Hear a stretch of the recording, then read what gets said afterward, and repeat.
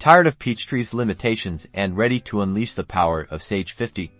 Let's ditch the data headaches and seamlessly transfer your financial information. First, in Peachtree, navigate to the File menu. We're going to export your crucial data into a format Sage 50 understands. Think of it as translating your financial language.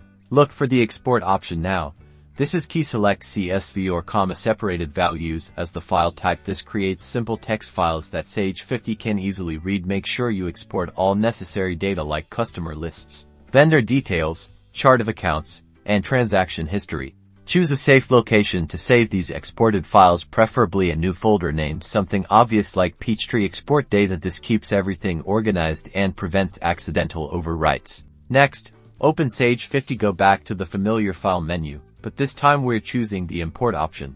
The Import wizard will pop up. Select the type of data you're importing: customers, vendors, general ledger, etc., matching the files you exported from Peachtree. This is crucial to ensure the data lands in the correct place in Sage 50. Follow the wizard's instructions, mapping the fields from your CSV files to the corresponding fields in Sage 50. Double-check everything to avoid errors. Once completed, Sage 50 will import your data. Review your imported data in Sage 50 to make sure everything transferred correctly, like account balances and customer information.